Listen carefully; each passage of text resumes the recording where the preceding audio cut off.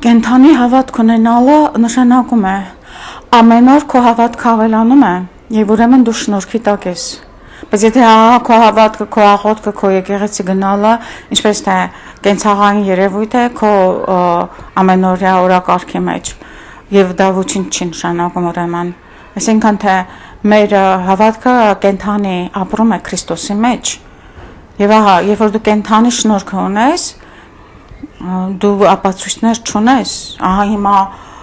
արևը տեսնում ենք եւ ասում ենք լույս է, կեսօր է, գիշերի ուրեմն եթե արևը չենք տեսնում, ասում ենք արև չկա երկնքում, հասկանում եք, այսինքն թե նույն կերպ հավատքով այն ինչ որ տեսանելի չէ, մենք գիտենք որ այնտեղ է։ Այսօր կուզենայի ձեզ հետ իմ խորհրդածությունները կիսել կրկին Ինչ է երկնային արքայությունը եւ ահա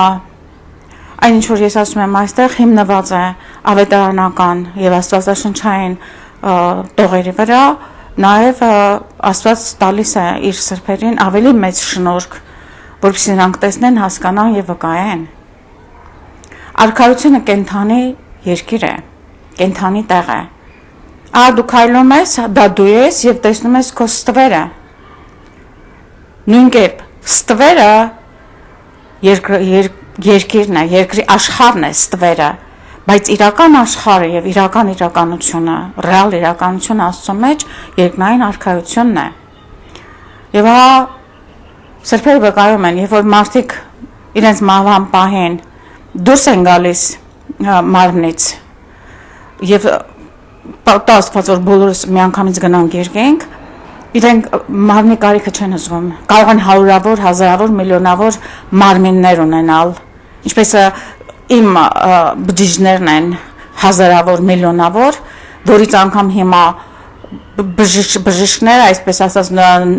գիտական առաջընթացը կլոն է անում եւ ինձնից կարող է միլիոնավոր մեկը սարքել։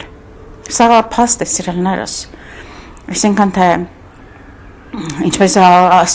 Աստծո արարչագործությունն է, մարդը լինելով Աստծո մաս, նա էլ ունի արարչագործական շնորհք, բայց շատ հաճախ այն օգտագործում է չարին, որտեղ պետք չէ որ ինձնից միլիոնավոր սարքվի։ Երկնքում, եթե պետք է լինում, հիմա ես ձեզ կասեմ, որ ամեն մեկը նաև երկնքում ունի իր ֆունկցիան։ Հիմա նախ կուզենայի ձեզ նորից հիշեցնել, որ մեր եկեղեցի, առաքելական եկեղեցին ձեզ չի փրկում նա կանոն չունի խոստովանությունը մեղքը դա մի բան է տարբեր աստիճանների բայց ընդհանրապես նման է սև ծխի մեղքը գործել ես այդ սև ծուխը մեջտե եւ դա խանգարում է քեզ տեսնել Աստծուն հոգով եւ դու բերանով պետք է այն խոստովանել դա կոչվում է խոստովանության ապաշխարանքի կանոն 7 խորհուրդներից մեկն է Ձեր տերտերները դա ժխտում են, ձեզ անպայման պետք է խոստովանվել սիրելիներս, եթե կա այնտեղ մի քահանա, որը սա հասկանում է, գտեք եւ գնացեք բերանով խոստովանելու եւ ամեն անգամ երբ որ դու խոստովանում ես բերանով, այդ սև ծուխը դուրս է գալիս քո միջից եւ այն խանգարիչ պատնեշը որ կար, այլևս չկա, դու ազատ ես արդեն հասկանալու, ստանալու Աստծո շնորհքը եւ հասկանալու Աստծուն Եվ ահա ցավոք սրտի մեղքերը եւ նախածին մեղքը Ադամից եկող, այսինքն թե դու ինչպես հիվանդությունը ժառանգում ես, այնպես էլ մեղքի հակումը քո բնությունը այդպեսին է արդեն խեղված։ Եվ ցավոք սրտի այդ բնությունը թողնում է իր հետքը։ Այսինքն մենք ինչքան էլ մեր հոգին ինչքան էլ մաքուր է, ինչքան էլ Աստծո շնորհքը ստանում ենք, այդ տպված հետքը կա եւ այդ մեղքի հետևանքն է որ մենք մեռնում ենք մահը սակայն Քրիստոսի մահը Քրիստոսի մեջ մեր մահը ինչպես եւ տեսանք ապացուցեց Ղազարոսի հարությամբ իր իսկ հարությամբ մեր մահը հարության սկիզբն է ահա ինչու պետք է դուք պատրաստ լինեք մահին նորից վերջին օծումը ոչ թե հիվանդի վրա աղոթել, ամեն մարդ կարող է հիվանդի վրա աղոթել, վերջին օծումը դա առաքելական եկեղեցու 7-րդ խորհուրդն է, որը ընդհանրացնում է ամեն ինչ քո ուրեմն մկրտությունից սկսած բոլոր խորհուրդները, 7 խորհուրդները վերջին, այսինքն թե դու սկսում ես մեռնել, արդեն Աստված միշտ մարդուն տալիս է այդ գիտակցությունը կամ Երանի նրանց, ովքեր տերմինալ հիվանդություններ ունեն եւ գիտեն, որ մի 6 ամիս կամ մի տարի հետո պիտի մահանան, այնտեղ քաղցկեղը եւ այլն, բայց դա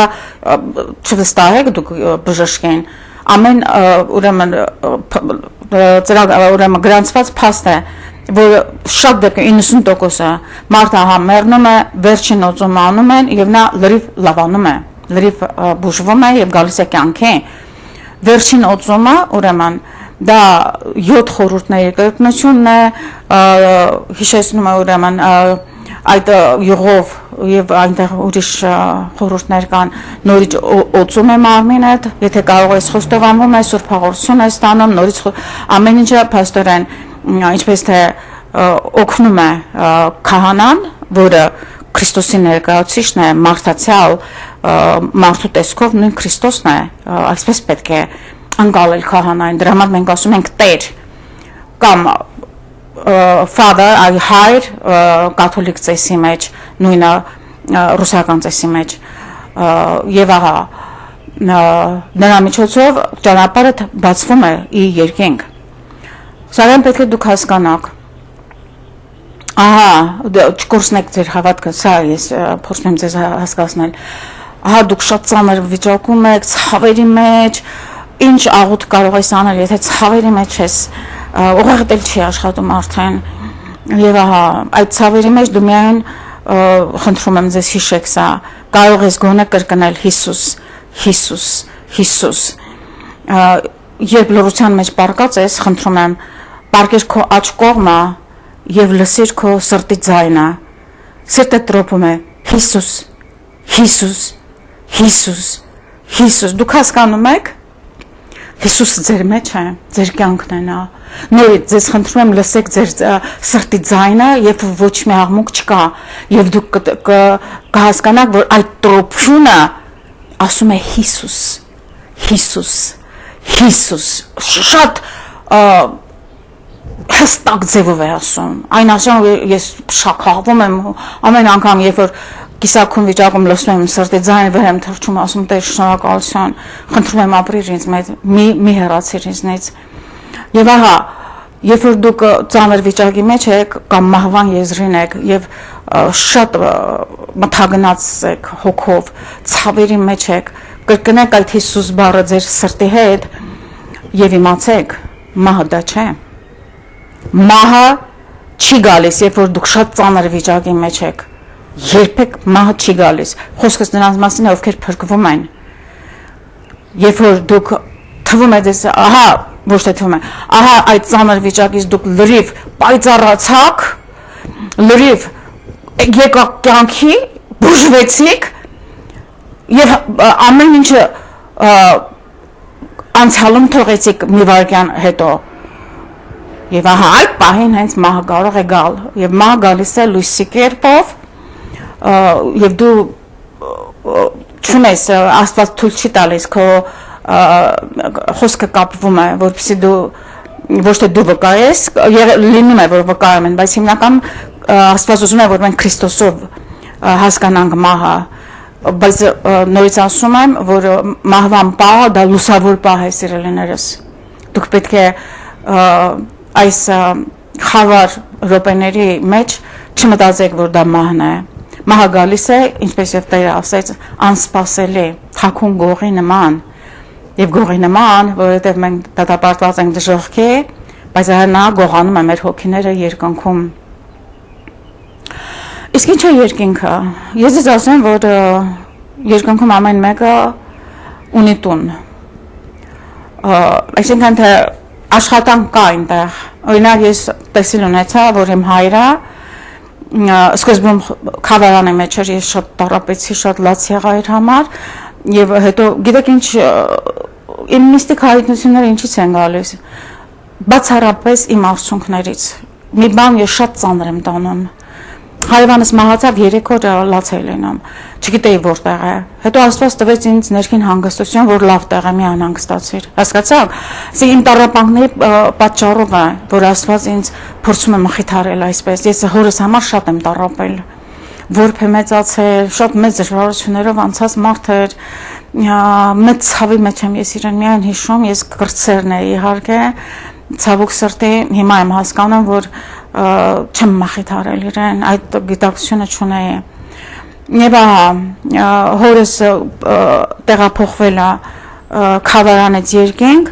Աստված մտային տեսիլ տվեց։ Խոսքս երազի մասին չէ։ Ես ունեմ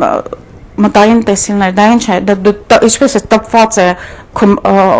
առջև, բայց ֆիգուրա չունի, դա պարզապես դու տեսնում ես դա,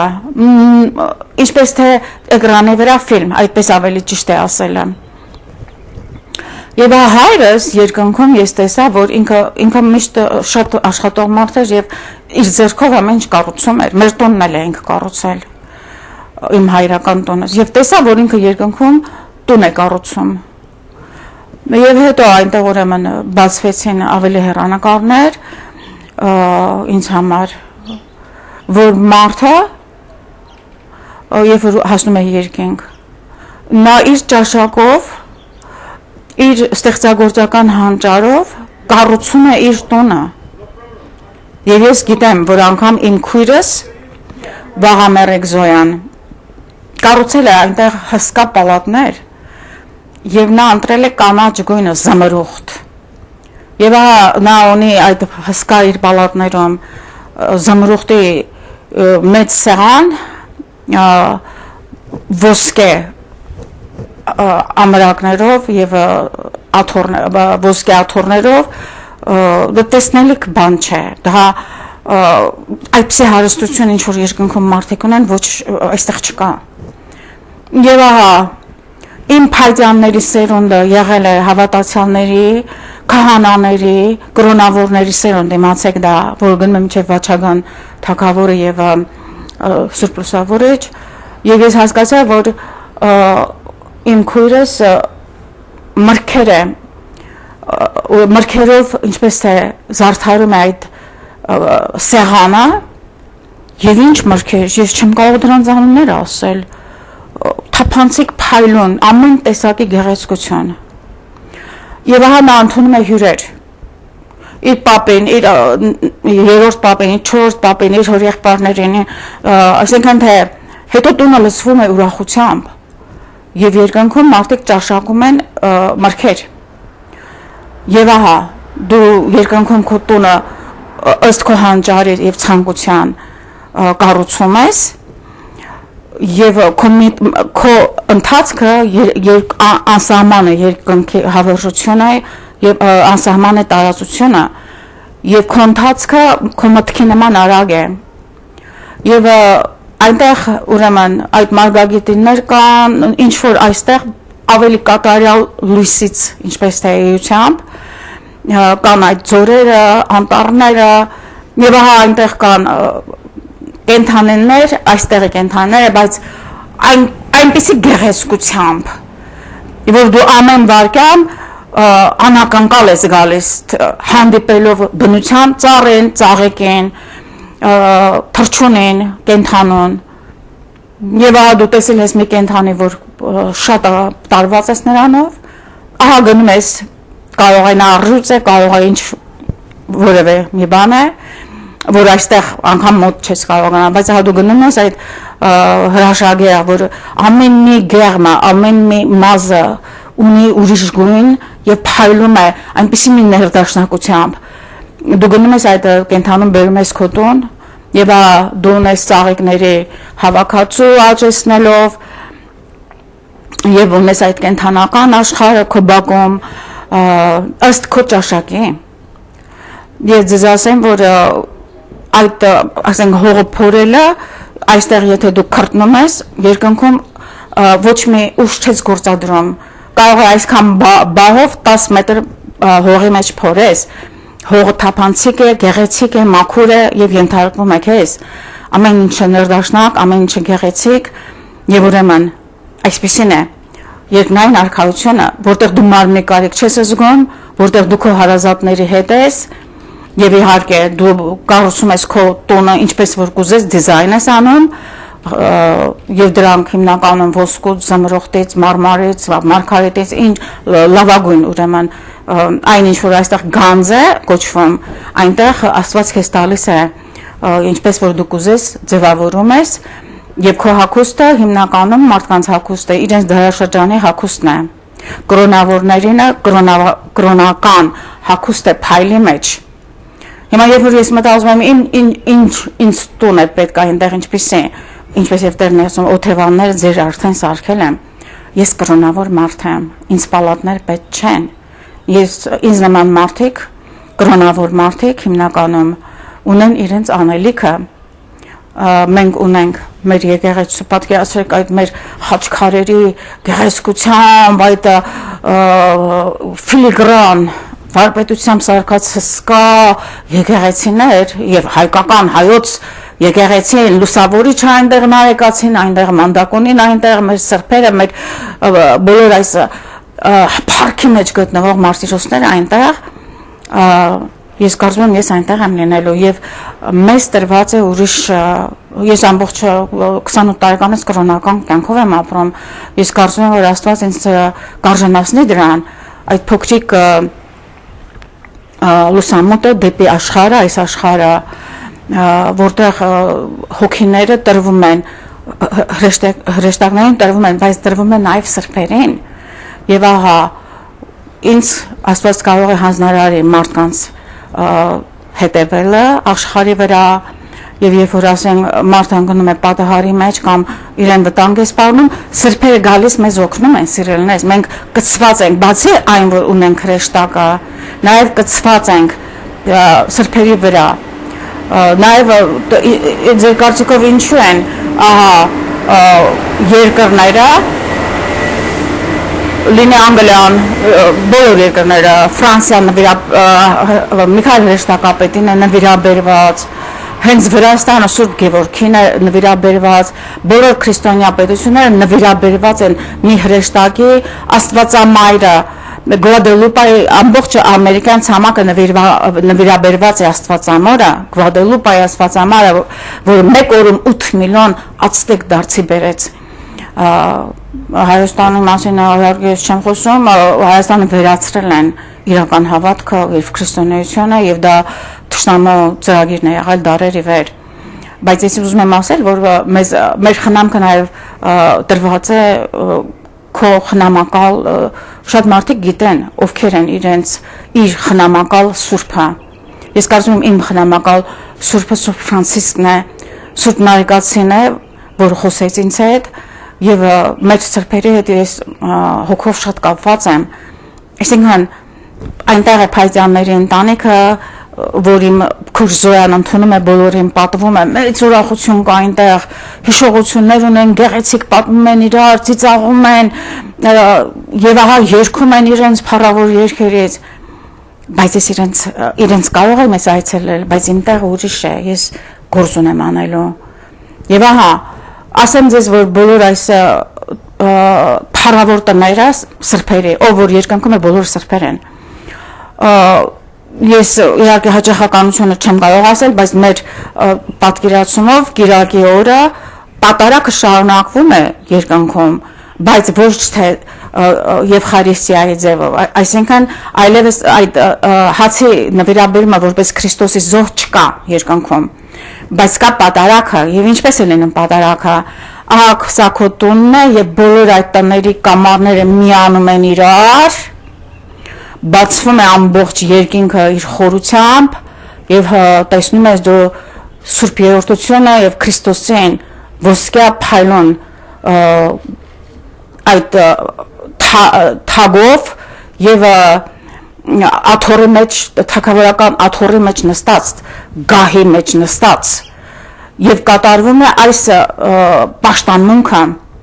Սուրբ Պատարագի պաշտամունքը կատարվում է բոլոր մարդիկ ուրեմն Gloria Gloria in excelsis cielo այսինքն թե ես չգիտեմ ինչ կարող են իրենք, ես երկեցի Վիվալդի, բայց ահա անկախ քեզնից այդ փառավորության, այդ գեղեցիկ ուրեմն այդ պատարագի այս փառավորությունը ի Քրիստոս բոլորը կատարում են եւ սերավբորներն են այնտեղ եւ քերովբերներն են այնտեղ եւ դա այնպեսի մի ցնծության պահ է դու տեսնում ես քո նախազգից քո ալֆան եւ օմեգան եւ դա ամենամեծ երջանկությունն է սիրելիներս եւ երբեք չմտածեք որ երկինքը մի անորոշ տեղ է ես ձեզ ասում եմ երկինքը 1000 անգամ փառավորված գեղեցկացած անմահացած կուսացած այս նույն երկիրն է այս նույն աշխարհն է երկնքում որպես թագավորություն ասում են չէ թագավորություն եւ երբ որ դու քո հարազատը մահանում է եւ դու վշտի մեջ ես եւ սկսում ես հավատալ Քրիստոսին եւ հավատալ նաեւ այդ խորհուրդներին որպեսզի դու հասկանաս իրավիճակը որ այդ աշխարհը այս աշխարհի կատարելատիպն է նույն կերպ դու պետք է հասկանաս որ քո հավատքը ամենամեծ երջանկությունն է որ դու ունես որ դու ծնվել ես հենց դրա համար եւ տեսնելով որ մարդիկ դա չունեն գիտեք ինչ սա կամավոր բան է դու պիտի կամ արտահայտես Աստծուն որ դու դա ես ուզում մարդիկ չգիտեն դա դրա համար դու պիտի վկայես դրանց մասին սիրելիներս